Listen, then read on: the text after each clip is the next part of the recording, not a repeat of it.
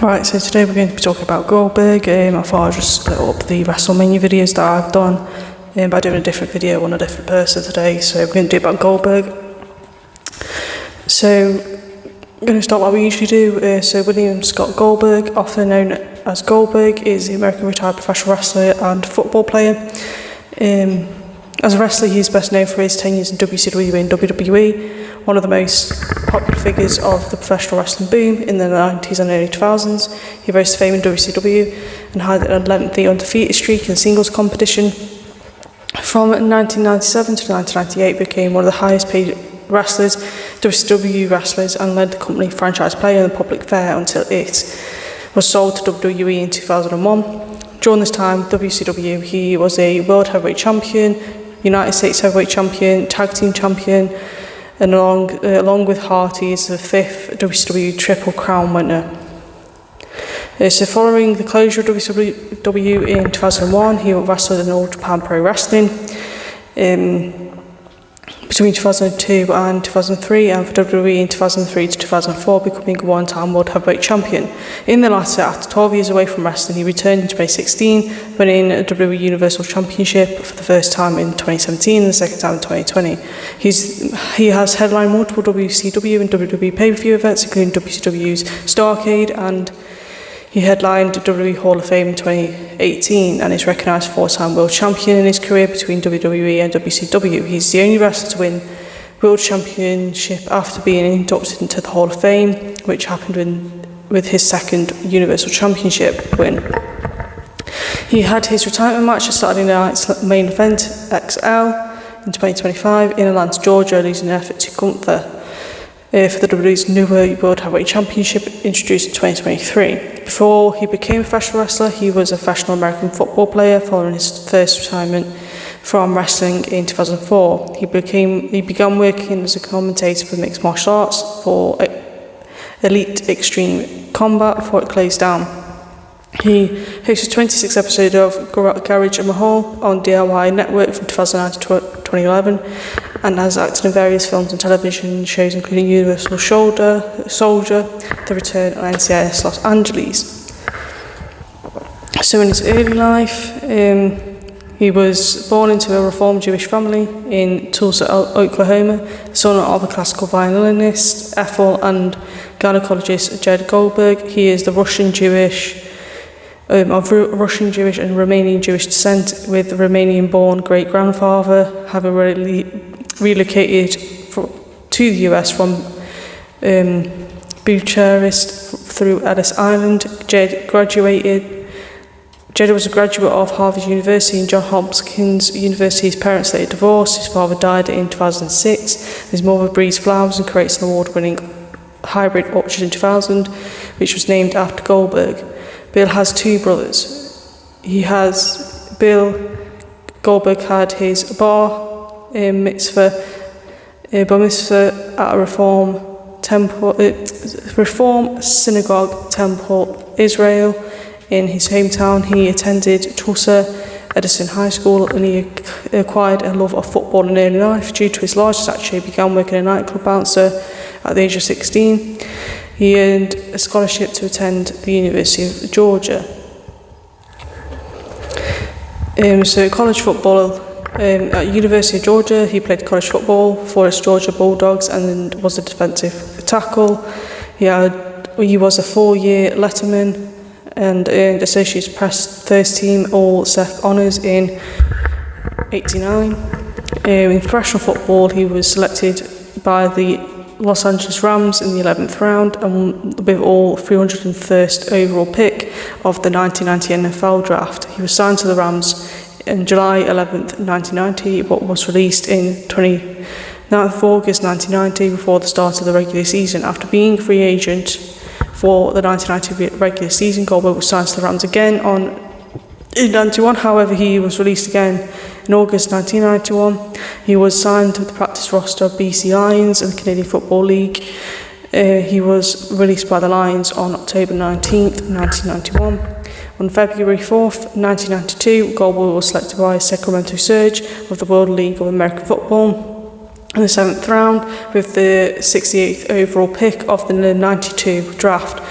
He played in all 10 games for the Surge during the 92 season and recorded 3 sacks. The Surge finished the season with an 8-2 record in advance of the World Bowl 92, where they defeated the Orlando Thunder by the score of 21-17. Goldberg became a free agent after the 92 season when signed with Atlanta Falcons of the NFL. He was released on August 25th, 92, when he was signed by the Falcons practice squad. He was promoted to an active roster on December 1st and made his NFL debut in December 3rd of 92, wearing jersey number 71. Overall, Goldberg played 4 games, starting 1 for the Falcons during the 92 season and posted 2 tackles. He became close with Deion Sanders during the time. Goldberg was released September 6th of 93, but signed with the practice squad the next day. He was promoted to the active roster again in November 10th of 93 and appeared 5 games for the Falcons during the 93 season, totaling 8 tackles. Goldberg played 5 games again in 94 and made 1 solo tackle. In 95, he was selected to the new expansion team in Carolina Panthers in 95 NFL expansion draft. He was cut by the Panthers to become the first player ever released by the team. Goldberg's football career ended when he tore his lower abdomen off the pelvis. He explained that he had hoped to return after rehabilitation, but not considered a major asset due to a lack of success. The NFL was a mixed emotional experience for him because he did not attain the level of success on the field that was desired, despite reaching the goal of simply playing in the league. So in his pro wrestling career, following the end of his football career, Goldberg was been training in powerlifting and mixed martial arts as part of his rehabilitation. During the period, he was approached by WCW performers Lex Luger and Sting, who encouraged him to transition into professional wrestling, although initially unfamiliar with the industry, he viewed it as a viable career path and began training at the power plant, the company's official training facility. Goldberg made his televised debut on September 22nd episode of Monday Night, where he defeated Hugh Morris in what would have been the first of a long series of victories. The following months, he was booked to win matches in dominant fashion, often defeating opponents in under 2 minutes. These quick and decisive victories helped build momentum for Goldberg, who was promoted as a powerhouse and essential French strength and agility. His in-ring persona was characterized as silent intensity, explosive offense, and distinctive entrance that featured him walking through backstage corridors to the ring. He made his first pay-per-view appearance at Halloween Havoc, assisting Alex Wright in defeating Steve McMichael. For the following month, he faced McMichael in his first pay-per-view at Starrcade. On Emerging Victorious, Goldberg defeated Brad Armstrong at Super Brawl, and Perry Saturn at Spring Stampede. Around this time, WCW began officially referring to him solely as Goldberg. Began tallying his consecutive victories. Goldberg defeated Raven to win the US Championship in WCW. Raven captured the title the night before Spring Stampede, but was unable to hold Goldberg despite interference from the members of his faction, the Flock. 2 days later on Thunder, Goldberg made his successful title defense against Mike Enos. He later retained the championship against Saturn at Slamboree. On May, Conan at the American Bash, and Kurt Hennig at subsequent programming. Around this time, he began using the catchphrase "Who's next?" in reference to ongoing winning streak. His rise continued throughout the summer and eventually positioned him as a contender for the WCW World Heavyweight Championship, held by Hogan, the leader of the NWO. A title match between the two was announced, held at the Georgia Dome in Atlanta. Before facing Hogan, Goldberg was required to defeat Scott Hall in an impromptu match. Goldberg won both contests, capturing the World Heavyweight Championship in front of 40,000 fans in his hometown. As a result, he vacated the United States Championship. Following his title win, Goldberg defeated several NWO members in a battle royal at Road Wild. He retained his championship against Dallas Page at Halloween Havoc in a match that was praised by fans as latest critiqued by Goldberg as his personal favourite. His undefeated streak culminated at Starrcade, where he lost the WCW World Heavyweight Championship to Kevin Nash. The match ended Goldberg's reign at 195 days, and the company promoted the loss as the breaking his 173-0 undefeated record. Nash was assisted by Scott Hall, who interfered while disguised as a security guard and used a taser to incapacitate Goldberg. Goldberg would later avenge the loss by defeating Hall in a ladder match involving a taser at Sold Out the following month. While WCW officially held Goldberg's streak as 173 consecutive victories, the actual number of matches won during the time period was significantly lower. Media outlets and Goldberg's peers, including Jericho and Jimmy Hart, have noted that his win count was exaggerated for promotional purposes. The inflation of his record was eventually noticed by fans, leading to scepticism and decline of the storyline credibility. Homemade signs tracking Goldberg's record have become common at events, with some fans removing them after inconsistencies being apparent. At Spring Stampede, Goldberg defeated Kevin Nash, avenging his first career loss the previous year. Following the month of the Slamboree, he was written off television after a on-screen attack by Rick and Scott Steiner. During the hiatus, Goldberg began filming his role for the film The Universal Soldier: The Return, alongside Jean-Claude Van Damme. He returned to the in-ring competition at Road Wild, defeating Rick Steiner. Goldberg resumed his feud with Dallas Page and his allies in the Jersey Triad, culminating to victory over Page at Fall Brawl. He turned his attention to Sid Vicious, targeting Vicious' undefeated streak and the US Heavyweight Championship. The rivalry culminated at Halloween Havoc. Goldberg defeated Vicious via referee stoppage to capture the title for the second time. Later the same night, Goldberg accepted an unsanctioned match open challenge from WCW World Heavyweight Champion Sting and won, appearing to become double champion. However, the following episode of Nitro, J.J. Dillon avoided the result and ruling the match unofficial. Due to Sting's disqualification during the event, the title was declared vacant, and a 30-man tournament was announced to determine the new champion. Goldberg participated but was eliminated in the first round by Bret Hart following the interference from Sid Vicious and the Outsiders, which also cost him the US Championship. Goldberg continued to feud with Vicious, defeating him in an I Quit match at Mayhem. Later that month, he teamed with Hart to win the WCW Tag Team Championship from Creative Control, though they dropped the titles after a week later to the Outsiders. At Starrcade, Goldberg challenged Hart for the World Heavyweight Championship. During the match, he delivered a kick that caused Hart a concussion and neck injury. Despite this, the match continued and ended with special guest referee Roddy Piper awarding the victory to Hart by submission, although Goldberg did not tap out. Hart vacated the title the following night, offering Goldberg a rematch, which Goldberg again lost following the interference from Hall and Nash. Hart subsequently turned on Goldberg and joined Hall, Nash and Jarrett to reform the NWO. Goldberg sustained a serious injury while performing the scripted segment, to which he attempted to break windows of a limousine. During the segment, he punched through a real window with his forearm and severed an artery. He was taken to hospital and emergency surgery and was sidelined for several months, missing scheduled appearances in New Japan Pro Wrestling's Tokyo Dome event. In January, Goldberg returned to WCW, interfering in a handicap match involving Kevin Nash at the Great American Bash.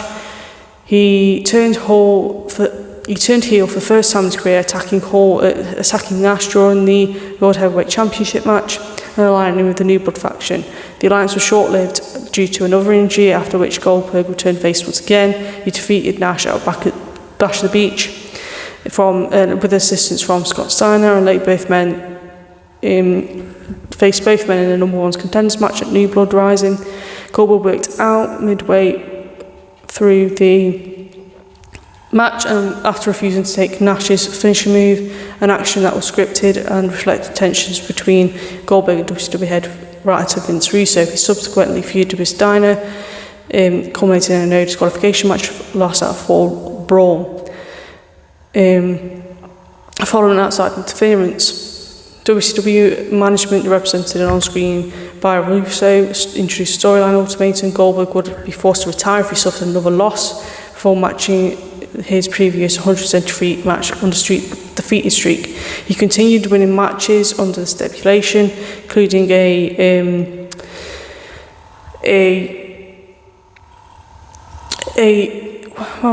handicap elimination match against Chronic at Halloween Havoc and a feud with Lex Luger. Goldberg defeated Luger at Mayhem and again at Starrcade, although he was attacked post-match by Luger's associate Buff Bagwell. The two formed a tag team called Totally Buffed and continued to feud with Goldberg into early 2001. At Sin, Goldberg teamed with his trainer Dwayne Bruce in a no disqualification tag match against Totally Buff. The match ended defeat after a planted ringside spectator used mace on Goldberg, leading to the first loss since his undefeated streak reset, triggering a retirement clause in the storyline. The loss was intended to write Goldberg off television for surgery.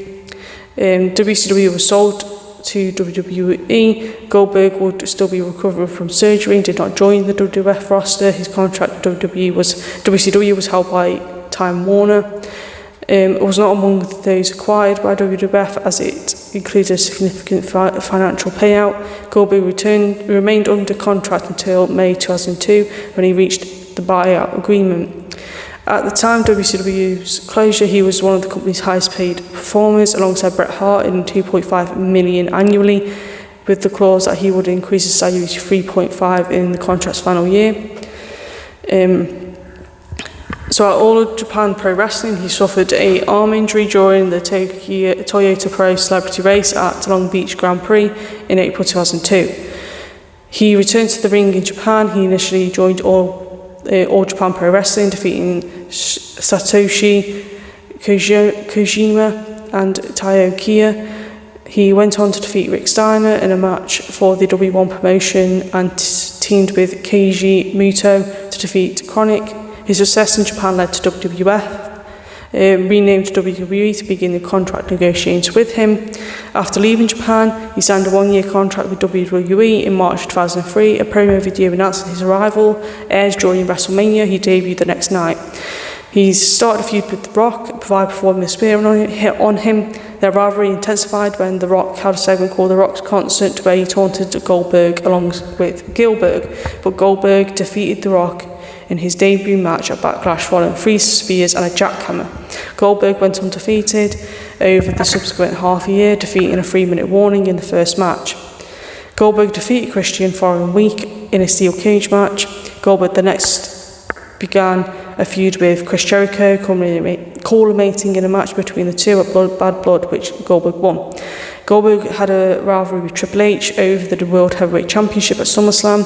He participated in an Elimination Chamber match eliminating Orton, Michaels and Jericho before being pinned by Hunter, who used a sledgehammer fired by Ric Flair to retain the title. The feud continued, leading to a title versus career match at Unforgiven, where Goldberg defeated Triple H to win the championship. Following his title win, Triple H offered a $100,000 bounty to anyone who could sideline Goldberg. Several wrestlers attempted to collect, but it was Batista. Triple H's Evolution stalemate, who succeeded by attacking Goldberg during a title event against Shawn Michaels, injuring his ankle in kayfabe. Despite the injury and interference from Evolution members, Goldberg retained the championship against Triple H's Survivor Series. The rivalry culminated the triple threat match at Armageddon, where Goldberg lost the championship to Triple H, also involving Kane, after interference from the Evolution ended his reign at 84 days. So then Goldberg entered a feud with Brock Lesnar at the Royal Rumble event. Lesnar interfered at the Royal Rumble match, leading to Goldberg being eliminated by Kurt Angle. Goldberg then interfered at Lesnar's WWE Championship defense against Eddie Guerrero, costing him the title. This led to a match between Goldberg at WrestleMania XX with Stone Cold Steve Austin as the special guest referee. The weeks leading up to Mania, rumours began circulating around the internet that Lesnar would be leaving WWE to pursue a career in NFL. The week before the event, there were rumours that Goldberg would be leaving as well. Goldberg won the match, and both he and Lesnar subsequently received Stone Cold Stunners from Austin. And then in 2004, he went to Hustle, where he wrestled a single match for the Japanese Hustle promotion. The main event of its inaugural pay-per-view, Hustle 1, facing Naoya Ogawara in the Saitama Super Arena. Goldberg won the match by pinfall after Giant Silver interfered, attacking Iguaga. I don't know how to say that. And then you got the Legends of Wrestling. So Goldberg made his return to professional wrestling in 2015 at the Legends of Wrestling show in CT Field in New York, where he was not scheduled to wrestle at the event, but Goldberg came to the aid of Rob Van Dam after the match with Scott Steiner. He performed the Spear of Steiner, Jack Hammer and Doc Gallows.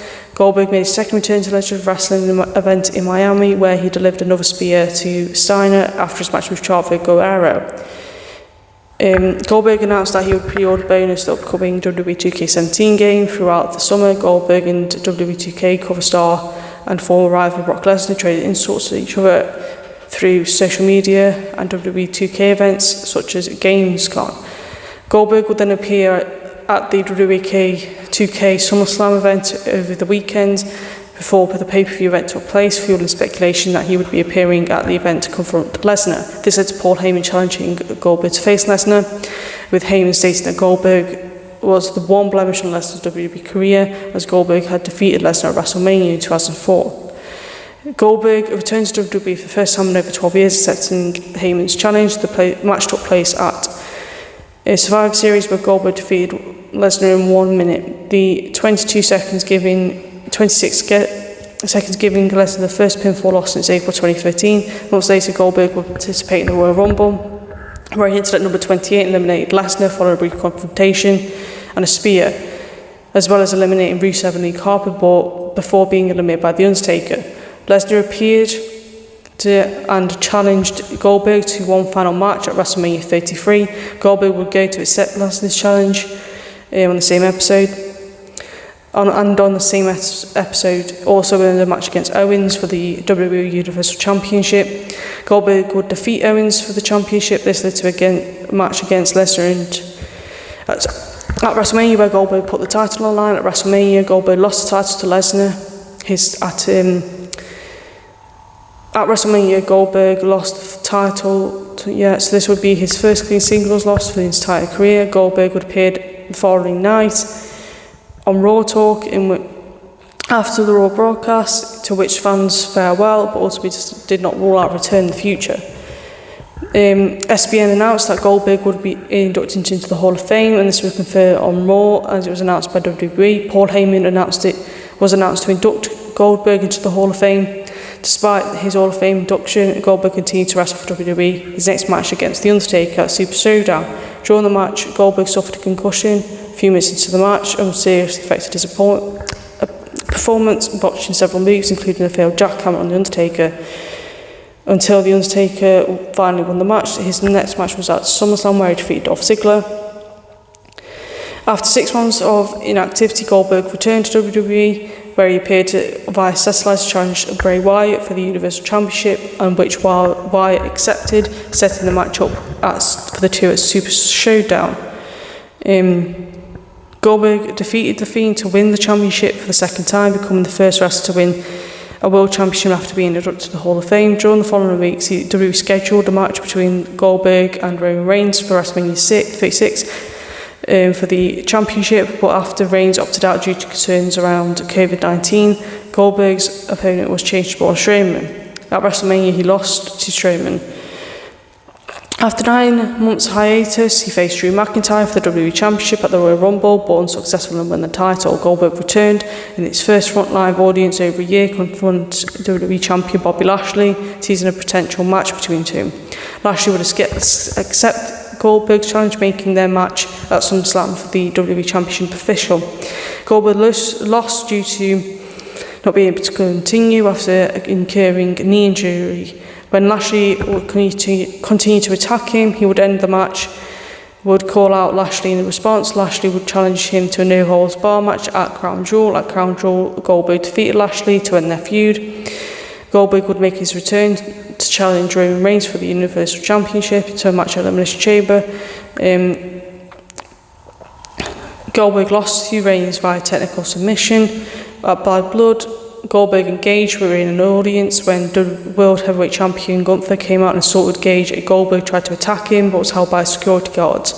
During the podcast at SEC Network, Goldberg announced that he would be returning for for his retirement match at some point in 2025. Goldberg returned and confronted Gunther over the incident of bad blood, subsequently challenging him to a World Heavyweight Championship.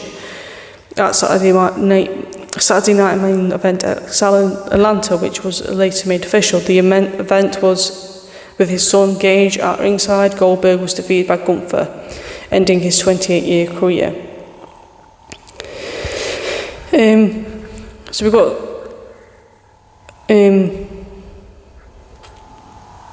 so I'm not going to do much else on him because I might do his personal life because he's got like loads of people. Obviously, I'm going to talk about Goldberg. Goldberg is obviously to take the mick out of him, but he was like a light heavyweight and he did stop after a while. So we're just going to do his personal life, I think, because there's not much else I really want to talk about. So Goldberg has been noted for being open about his Jewish background, which was uncommon in professional wrestling world, especially during the prime. He was famous to refuse to wrestle Yom Kippur. He celebrates Jewish holidays, but downplays religious aspects of his Jewish background, admitting in 2005 that he is so far from religious that it's not even funny. Despite this, he added, "I guarantee when my girlfriend and I get married, I will have a rabbi marry us, and he'll be breaking the glass right next to her." Goldberg married Wenda Farrington, a stunt double that he met while filming Santa Slay. From 2001 to 2019, they resided in Bonsall, California, then moved to Beauregard, Texas. Their son Gage was born in 2006, and he was a redshirted freshman linebacker for Colorado Buffaloes. Gage expressed his interest in professional wrestling career, but is unable to become a professional football player. Goldberg has a long scar on his right side of his torso, a tear suffered from college football.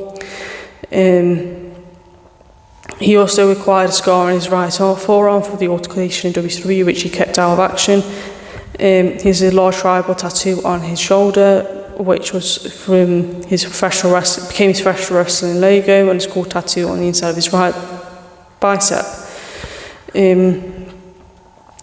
Now, I do think he did have some significance, Goldberg did, to the WWE, to wrestling, but I do think he was very limited in the ring